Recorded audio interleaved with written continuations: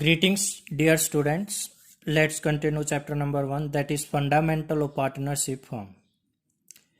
12th commerce में जो part a book है, वॉल्यूम 1 बुक जो है, उसमें फर्स्ट चैप्टर है फंडामेंटल ऑफ पार्टनरशिप फर्म। इस बुक में सबसे इंपॉर्टेंट चैप्टर यही है, फंडामेंटल ऑफ पार्टनरशिप फर्म। क्यों है? क्योंकि अगर आपको ये चैप्टर आएगा तभी आप नेक्स्ट चैप्टर सीख सकते हो, अदरवाइज आपको नेक्स्ट चैप्टर नहीं आएंगे। सबसे मेन चैप्टर इसलिए यही माना जाता है, fundamental of partnership firm. Chapter start करने से पहले ये समझ लेते हैं फंडामेंटल का मीनिंग क्या होता है। फंडामेंटल मीन होता है basic, fundamentals of partnership firm. अब पार्टनरशिप क्या होता है? जब पार्टनर्स मिलके कोई काम कर रहे हैं उसको पार्टनरशिप मिलते हैं। जब एक बंदा कोई काम नहीं कर रहा बल्कि बहुत सारे बंदे मिलकर कोई काम कर रहे हैं उसको बोलते हैं पार्टनरशिप। अब सुनो, मान लो ए बी सी डी ये 4 बंदे हैं, ये मिलके कोई काम कर रहे हैं, तो ये बिजनेस कैसे कर रहे हैं? पार्टनरशिप में। ओके, अब इंडिविजुअली मान लो मैं ए की बात करूं, ये एक पार्टनर है, बी भी एक पार्टनर है, सी भी एक पार्टनर है और डी भी एक पार्टनर है। इन सब को मिला के क्या बन गया? एक पार्टनरशिप फर्म। क्या बन गया? Partnership firm. तो अगर फर्म के बारे में पूछे तो क्या बोलोगे? जब सारे पार्टनर्स को इकट्ठा करके एक नाम देना हो तो उसको क्या बोलते हैं हम? फर्म। तो मैं ये बोल सकता हूं फर्म क्या होता है? collectively all the partners are known as firm। तो सबसे पहले आपको फर्म का मीनिंग पता होना चाहिए, वो क्या होता है? सभी पार्टनर को इकट्ठा करके जब एक नाम देना हो उसको क्या बोलते हैं? फर्म बोलते हैं। और इंडिविजुअली अलग अलग पार्टनर को क्या बोलते हैं? पार्टनर बोलते हैं। तो आपको सीखना क्या? बेसिक सीखने हैं जब बिजनेस पार्टनरशिप में हो रहा हो। ये हमारा आज का चैप्टर रहेगा। अब सुनना ध्यान से एक बात, आपने 11th क्लास में भी अकाउंट्स पढ़ा है, याद रख लेना। जो आपने 11th क्लास में अकाउंट्स पढ़ा है वो पढ़ा आपने सोल प्रोप्राइटरशिप का। सोल PROP प्रोप्राइटरशिप, ये पढ़ा बेटा आपने 11th क्लास में। सोल मीन सिंगल, मीन्स जब कोई एक बंदा बिजनेस कर रहा हो वो कैसे अपने अकाउंट मेंटेन करता है, उसके लिए आप 11th क्लास में पढ़ चुके हो। अब पार्टनरशिप पढ़ोगे आप 12th क्लास में आगे, और बुक का नाम क्या है? Accounting for partnership firms. इसमें आप वो बिजनेस पढ़ोगे जब एक बंदा बिजनेस नहीं कर रहा, एक बंदे के साथ मिलकर कई बंदे मिलके बिजनेस करें, मीन्स बिजनेस जब पार्टनर्स मिलके करते हैं उसका अकाउंट्स कैसे बनाया जाता है वो इस बुक में हम पढ़ेंगे। क्लियर है ये बात? ठीक है बेटा, एक छोटी सी बात बताना मेरे को। अगर मान लो बिजनेस पार्टनर मिलके कर रहे हैं, उसको हमने नाम दे दिया, उसको क्या बोलते हैं हम? उस बिजनेस को बोलते हैं फर्म। ठीक है, अगर एक बंदा बिजनेस कर रहा है उसको तो कोई आपस में एग्रीमेंट करने की नीड ही नहीं है। क्यों? क्योंकि एक बंदा बिजनेस कर रहा है, वो किसके साथ क्या एग्रीमेंट करेगा कि हम बिजनेस करेंगे। अब मैं एक एग्जांपल देता हूँ, मान लो मिस्टर एक्स है और वाई है, ये दोनों मिलके कोई बिजनेस स्टार्ट करना चाह रहे हैं, पार्टनरशिप में करना चाह रहे हैं। इसका मतलब सिंगल अगर एक्स, केवल एक्स बिजनेस कर रहा है उसको बोलते हैं सोल प्रोप्राइटर, या केवल वाई अगर कोई बिजनेस कर रहा है उसको भी क्या बोलेंगे? Sole proprietor. वो 11th क्लास में हम पढ़ चुके हैं। बट अब एक्स और वाई दोनों मिलके बिजनेस करना चाह रहे हो तो इसको क्या बोलेंगे हम? पार्टनरशिप फर्म बोलेंगे। अब मेरे को एक छोटी सी बात बताओ, क्या जब दो बंदे मिलके बिजनेस करते हैं क्या उनके बीच में एक एग्रीमेंट बन जाना चाहिए? एग्रीमेंट किस चीज का सर? कि भाई एक्स कितना प्रॉफिट लेगा, वाई कितना लेगा, एक्स इस बिजनेस में कितना पैसा लगाएगा, वाई कितना लगाएगा, एक्स को कितना सैलरी मिलेगा, वाई को कितना मिलेगा, ये सारी, एक्स को कितना कमीशन मिलेगा, वाई को कितना मिलेगा, ये सारी चीजें क्या एक एग्रीमेंट में लिखी जानी चाहिए? बिल्कुल लिखी जानी चाहिए। अब सुनो, जब एक्स और वाई मीन्स एक बंदे से ज्यादा मिलकर कोई बिजनेस कर रहे हैं, मीन्स 2 या 2 से ज्यादा बंदे मिलकर कोई बिजनेस कर रहे हैं, तब एक एग्रीमेंट बनता है। आपकी नॉलेज के लिए बता दूं, मैक्सिमम यहां पर 50 मेंबर्स हो सकते हैं, मिनिमम 2 एंड मैक्सिमम 50 मेंबर्स हो सकते हैं पार्टनरशिप फर्म में। ये बात याद रख लेना, 1 मार्क के लिए इंपॉर्टेंट है कि एक फर्म में मिनिमम 2 एंड मैक्सिमम 50 मेंबर्स हो सकते हैं। क्लियर है ये बात? चलो आगे देखो। तो इन दोनों के बीच में एक एग्रीमेंट होगा। ये एग्रीमेंट इन पार्टनर्स के ऊपर डिपेंड करता है, या तो वो ओरल में रख लो उसको, या फिर उसको रिटर्न में कर लो। उस एग्रीमेंट को ओरल में भी रखा जा सकता है और रिटर्न में भी। ओरल में कैसे? बोल दिया भाई तू 2 लाख रुपए लगा दिए, मैं 4 लाख रुपए लगा दूंगा। तू ले लिए 60% प्रॉफिट, मैं ले लूंगा 40% प्रॉफिट। तू लेना 1 लाख सैलरी, मैं लूंगा 1.5 लाख सैलरी। ऐसे बस बोल दिया, ये क्या हो गया? ओरल। और अगर रिटर्न में कर दें, एक पेज लेंगे, उस पे सारा कुछ लिखेंगे और दोनों साइन करा लेंगे, तो वो कैसे हो जाएगा? रिटर्न में। तो agreement can be in oral as well as in written. It depends on the choice of partners. ये पार्टनर्स की चॉइस पे डिपेंड करता है, ओरल करे या रिटर्न करे। अच्छा मेरे को एक बात बताओ, अगर एग्रीमेंट ओरल में है, उसमें लड़ाई झगड़े के ज्यादा चांसेस हैं या रिटर्न में? क्लियर सी बात है, अगर एग्रीमेंट ओरल में है तो डिस्प्यूट मीन्स लड़ाई झगड़ा होने के चांसेस यहां पर ज्यादा हो जाते हैं। बट अगर एग्रीमेंट रिटर्न में है तो कोई भी अपनी बात से मुकर नहीं पाएगा, क्योंकि रिटर्न में है सब कुछ और दोनों के साइन हो रखे हैं। तो एग्रीमेंट अगर रिटर्न में है उसमें डिस्प्यूट होने के चांसेस कम हो जाते हैं, मीन्स ना के बराबर हो जाते हैं, बहुत कम हो जाते हैं, और इसमें ज्यादा हो जाते हैं। ये बात आगे समझ में? ऐसी बात नहीं है कि रिटर्न में डिस्प्यूट हो ही नहीं सकता, हो सकता है, बट चांसेस कम हो जाते हैं रिटर्न में। क्लियर है ये बात? एक बात और बता दूं, अगर एग्रीमेंट रिटर्न में है फिर उसको बोलते हैं, उसका एक नया नाम दे देते हैं, पार्टनरशिप डीड। क्या बोलते हैं? Partnership deed. तो 1 मार्क में क्वेश्चन हो रहा सकता है आपका, व्हाट इज पार्टनरशिप डीड? आप क्या लिखोगे? When the agreement is in written then it is known as partnership deed. And when agreement is in oral, क्या उसको भी डीड बोल सकते हैं? नहीं बोल सकते। ठीक है। अच्छा, ओरल एग्रीमेंट का एक और नाम है वर्बल एग्रीमेंट। क्या बोलते हैं? Verbal agreement. क्लियर है ये बात?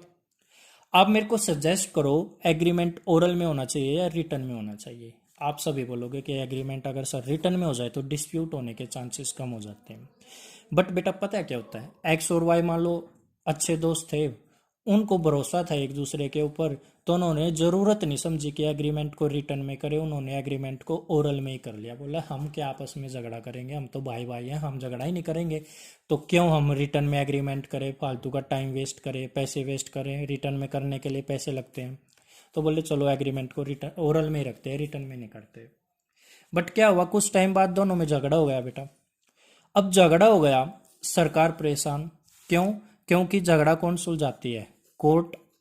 कोर्ट के पास डेली आ जाते थे, पहले तो बिजनेस स्टार्ट कर देते थे, फिर झगड़ा करके कोर्ट के पास खड़े रहते थे कोई भी बंदे कि हमारा झगड़ा हो गया, हमारा डिस्प्यूट हो गया, हमारे झगड़े को सोल्व कराओ। कोर्ट बोली हमारा टाइम इतना, हमारे पास इतना टाइम नहीं होता, हम आपके लिए एक नया कानून बना देते हैं जिसमें ये लिखेंगे अगर आपका एग्रीमेंट ओरल में है और आपका झगड़ा हो गया, फिर क्या क्या रूल्स एंड रेगुलेशंस लगेंगे, क्या क्या कानून लगेगा, वो हम लिख देते हैं, फिर वो ही लगेगा।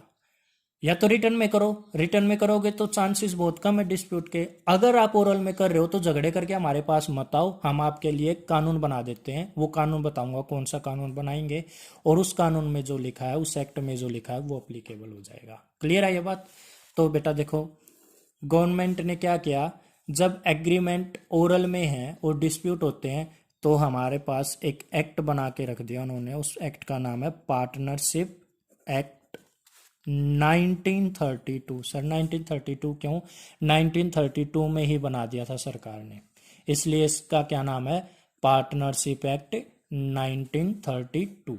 अब इस एक्ट में लिखा क्या है, अगर झगड़ा हो जाए तो क्या लिखा है वो बताऊंगा। यहां तक आपको समझ में आया? मैं एक बार यहां तक रिकैप कर देता हूं, मैंने क्या बताया। मैंने ये बताया बेटा, when all the partners do any business collectively, all the partners are known as firm। Means मैं क्या बोल सकता हूं, collectively all the partners are known as firm। Clear है ये बात? And individually all the partners are known as partners। Individually बोले तो पार्टनर और कलेक्टिवली बोले तो फर्म। क्लियर है। And when there will be any business there will be an agreement, वहां पर एक एग्रीमेंट होगा। And that agreement can be in oral as well as in written. It depends on the choice of partners whether they are doing oral business और written. And if the agreement is in written, then it is known as partnership deed. अगर agreement written में हो गया उसको क्या बोलेंगे? partnership deed. And if the agreement is in oral, then if there will be any dispute, then the provision of partnership act 1932 will be applicable. मैंने क्या बोला है? अगर एग्रीमेंट ओरल में है और वहां पर कोई डिस्प्यूट हो गया तो प्रोविजन लग जाएंगे। प्रोविजन मीन्स रूल्स लग जाएंगे किसके? पार्टनरशिप एक्ट 1932 के। अब इसमें क्या लिखा है मैं अभी बताता हूं। तो बेटा क्या पढ़ रहे हैं हम? कौन कौन से रूल्स अप्लीकेबल होंगे अगर पार्टनरशिप डीड नहीं है? Means rules applicable in the absence of partnership deed. Deed क्या होता था? अगर एग्रीमेंट रिटन में है तो उसको क्या बोलते थे? Partnership deed. तो क्या मैं इसको बोल सकता हूं अगर एग्रीमेंट ओरल में है तो क्या लगता है? आप बताना क्या लगता है बेटा? Partnership act 1932। क्या अगर शॉर्टकट में बोलूं क्या मैं ऐसे बोल सकता हूं कि भाई पार्टनरशिप एक्ट 1932 के क्या क्या रूल्स है या प्रोविजंस है वो बताओ? ये है अभी बताऊंगा। या फिर इसको ऐसे बोल सकता हूं अगर डीड नहीं है, डीड मीन्स अगर रिटर्न में नहीं है तो क्या अप्लीकेबल होगा? 19 पार्टनरशिप एक्ट 1932 अप्लीकेबल होगा और उसमें क्या क्या रूल्स लिखे हुए वो बताओ। देखो बेटा एक बार, कितने भी पार्टनर हो, अगर दो पार्टनर है तो उनका जो प्रॉफिट बटेगा वो इक्वल बटेगा 1:1 में। 1:1 का मतलब क्या? देखो मान लो कंपनी को प्रॉफिट हुआ है 50,000 मान के चलना। एक्स और वाई पार्टनर थे और कंपनी बोल रहा हूँ बेटा फर्म को प्रॉफिट हुआ मान लेना 50,000 का। तो वो कैसे बांटेंगे? 1:1 में। 1:1 कैसे निकालेंगे सर? ऐसे निकालेंगे, ये ऊपर रखा और इन दोनों को टोटल करके डिवाइड कर लो। ये आ गया 25,000। तो मीन्स एक्स को भी 25,000 मिलेगा और वाई को भी 25,000। अगर सर मान लो वहां पर 5 पार्टनर है तो 5 है तो बेटा 50,000 इंटू 1:1:1:1 ऐसे हो जाएगा। तो 1/, इनको टोटल करके ऐसे करके 10,000 सबको मिल जाएंगे। क्लियर है ये बात? तो प्रॉफिट शेयरिंग रेशो क्या होगी? इक्वल होगी। कब होगी सर? अगर एग्रीमेंट ओरल में है। रिटर्न में होगा उसमें जो लिख दिया वो ही होगा, बट अगर ओरल में तो झगड़ा होगा तो पार्टनरशिप एक्ट बोलेगा हमें नहीं पता, प्रॉफिट को इक्वल बांटो। अब ठीक है। किसी भी पार्टनर को इंटरेस्ट ऑन कैपिटल नहीं दी जाएगी। कैसे नहीं दी जाएगी? क्वेश्चन में पता चलेगा, अभी याद रख लेना। क्या बोला मैंने? किसी भी पार्टनर को इंटरेस्ट ऑन कैपिटल नहीं दिया जाएगा, ना किसी पार्टनर से इंटरेस्ट ऑन ड्रॉइंग लिया जाएगा। क्लियर है ये बात?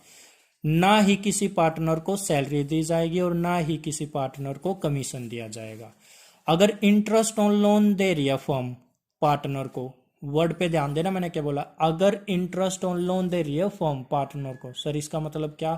पार्टनर ने लोन दिया होगा फर्म को। बिल्कुल, पार्टनर लोन दे सकते हैं फर्म को और बदले में उनसे क्या लेते हैं पार्टनर? ब्याज लेते हैं। किससे लेते हैं? फर्म से। कौन लेता है? पार्टनर। किस रेट से? 6% के हिसाब से, 6% पर एनम। क्लियर है ये बात? या तो आप खुद डिसाइड करो क्या रेट लोगे, रिटर्न में करो 10, 12, 13, 14 जो भी करनी है रिटर्न में करो। अगर रिटर्न में नहीं करा तो क्या लगेगा? पार्टनरशिप एक्ट 1932 और उसमें लिखा हुआ है कि 6% पर एनम। पूरे साल की कितने लेंगे? 6%। अब सुनो, ये 7th पॉइंट समझना क्या है। एक्स, वाई, जेड और ए, ऐसे करो, A B C D 4 partner थे बेटा, और इस 4 पार्टनर थे तो मिलके बिजनेस कर रहे हो, क्या बन गई? फर्म बन गई।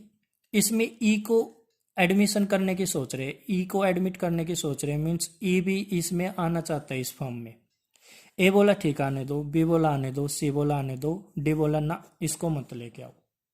मीन्स इसने सहमति दे दी, इसने और इसने, इन तीनों ने सहमति दे दी और डी ने मना कर दिया। मीन्स सहमति को बोलते हैं कंसेंट। क्या बोलते हैं? कंसेंट।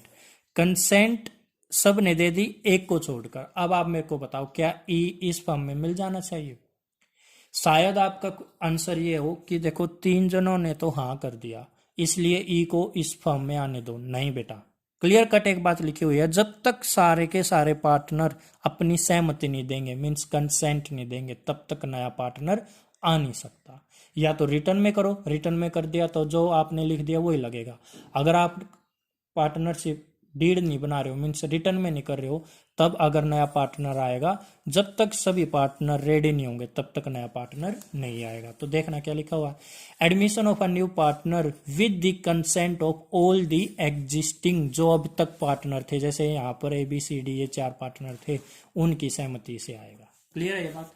तो देखो बेटा, अगर पार्टनरशिप डीड बन गई, रिटर्न में हो गए तो कोई प्रॉब्लम ही नहीं है, बट अगर वो ओरल में है तो क्या लगता है, पार्टनरशिप एक्ट 1932, और उसमें क्या क्या लिखा हुआ है कि प्रॉफिट शेयरिंग रेशो इक्वल होगी, ना इंटरेस्ट ऑन कैपिटल दिया जाएगा, ना इंटरेस्ट ऑन ड्रॉइंग होगा, ना सैलरी होगी, ना कमीशन होगी, and interest on loan at the rate of 6%, and if a new partner wants to admit into partnership firm, then he can be admitted only with the consent of all the partner। ये बात है, ठीक है। मैं एक बार recap कर देता हूँ बेटा, ये थियोरेटिकल पोर्शन ये 5 मार्क्स में इंपॉर्टेंट है, एग्जाम्स में आ सकता है, थ्योरी में 5 मार्क्स में। अब नेक्स्ट वीडियो में हम अपनी जर्नल एंट्री स्टार्ट कर देंगे, तो तब तक के लिए मैंने जो कराया है एक बार रिवाइज करा देता हूँ, ध्यान से समझ लेना, और अगर आपका ये बेस बनेगा, नेक्स्ट जो चैप्टर आने वाले हैं तभी समझ में आएंगे, इसलिए मैं इन पे बार बार फोकस कर रहा हूँ और रिवाइज भी करा रहा हूँ। देखिए बेटा, हम चैप्टर कर रहे हैं fundamentals of partnership firm. What do you mean by firms? Collectively all the partners are known as firm, and fundamentals means basic, and partnership firm पढ़ रहे हैं, तो जब कोई भी बिजनेस होता है, पार्टनरशिप में अगर कोई बिजनेस होता है तो क्या बनती है? Agreement. When there will be any business, then there will be an agreement, and that agreement can be in oral as well as in written, and when the agreement is in written, then it is known as partnership deed, and when agreement is in oral, then it is also known as verbal agreement।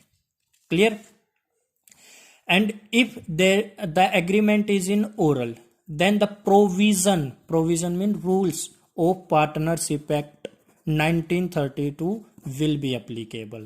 And what are the provisions? Provisions are, there will be equal profit sharing ratio, no interest on capital, no interest on drawing, no salary to any partner, and no commission to any partner। Interest on loan will be at the rate of 6% per annum, and if a new partner wants to admit into partnership firm, then he can be admitted only with the consent of all the partners। Clear है यहाँ तक? अब देखो बेटा, next video में हम क्या करेंगे, कुछ जर्नल एंट्रीज करेंगे, और उस जर्नल एंट्री से हम बनाना सीखेंगे P&L appropriation account and partners capital account. तब इस चैप्टर का बेसिक क्लियर हो जाएगा, और फिर हम क्वेश्चन आंसर करना स्टार्ट कर देंगे। Thank you and have a nice day.